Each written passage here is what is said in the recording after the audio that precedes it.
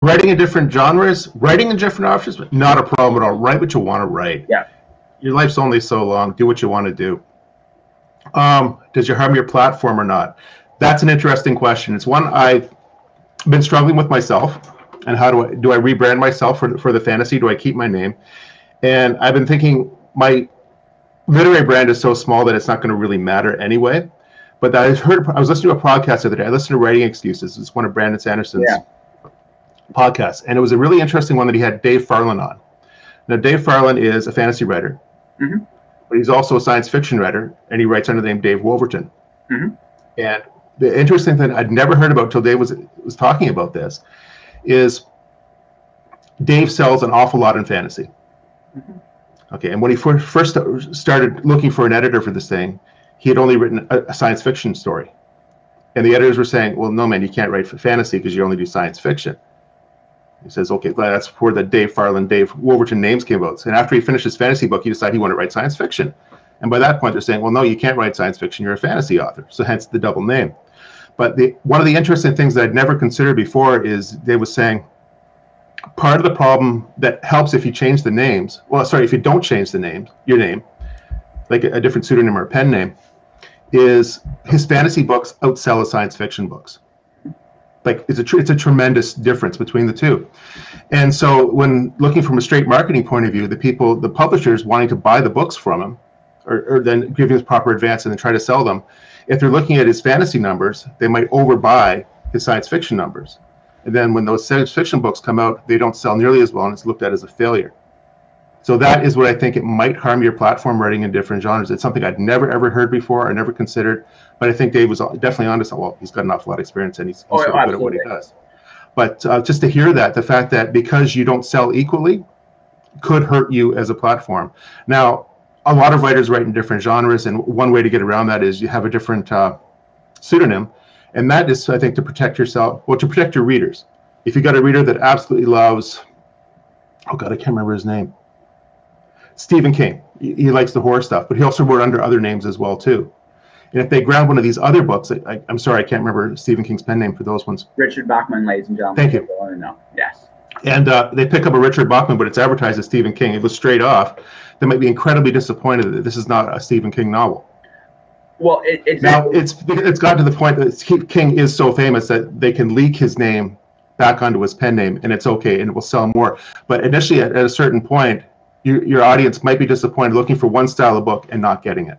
Well, it's a challenge. Okay, like a good example of someone like that's been doing essentially, like there are authors that essentially tell the same story over and over again. Like, and that's not a bad thing. It's just what they do. Like Terry Goodkind does that. Orson Scott Card did that for years. Terry Brooks does that, right? All right.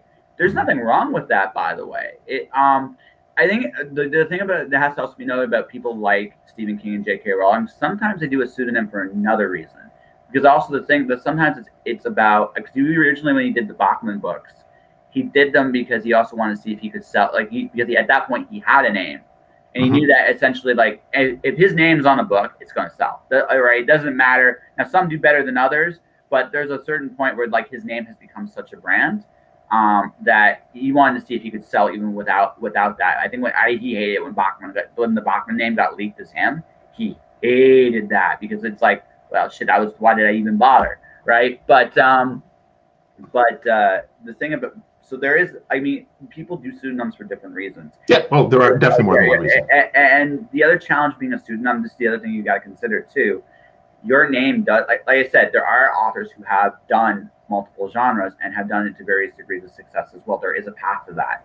The disadvantage to a pseudonym is this. John Maben has a name. Now, Maben's not a big name yet, but he's working on it. And as he becomes a bigger and bigger and bigger name, well, he goes to a pseudonym, right?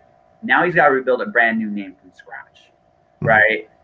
There are disadvantages to that. Now, again, it depends too. Like he said, maybe he's so comfortable in fantasy that he's like, well, people are gonna buy this. I'm so known for this that maybe that young adult Harlequin romance is not going to be what my readers want. So he changes his name because it's just you know what? It also gives us the freedom that if it doesn't do well, it doesn't hurt him, right? So that there are pros and cons to the pseudonym concept. Like if you decide to do it, you're going to be building that name as maybe as much or more, right? Again, it's almost like bands doing side projects. They do those side projects not with their bands because again, they don't want the name to get work. They don't want to risk the name, or maybe they want to challenge themselves not to have the name, right? And this is also where they can play. So I guess the other question there, Mandy, for you is, like with the different genre of books and different styles of things you're doing, do you want to build your name as someone that does different genres, or do you want to build in a genre specifically? I think that's also a very big question as well. Yeah, I think another thing that would help Mandy as well too, like having written 9 books in different genres. Wow, that's amazing. That's really cool. Just make it clear to your readers what genre it is. As long as it's clear on the book itself, hopefully your readers aren't going to be disappointed in what's going on, and will be able to, if they want to jump genres with you, absolutely cool. Yeah. I just think be clear for your reader. Don't try to hide anything. Is my advice for that. Yeah, no. Be true to the expectations whatever you bring to the reader. Educate them on the expectations, because if you do that, they may not buy the book, but at the same token, they'll appreciate you being upfront with it. And hey, we all have hits, and we all have books that do better than others, right? That's just how it goes, right? So. Yeah, ultimately, just respect your reader. Yeah, they don't have to read your book, and yeah, exactly. And no one's gonna feel bad if you, like I said, if they realize that's what you do.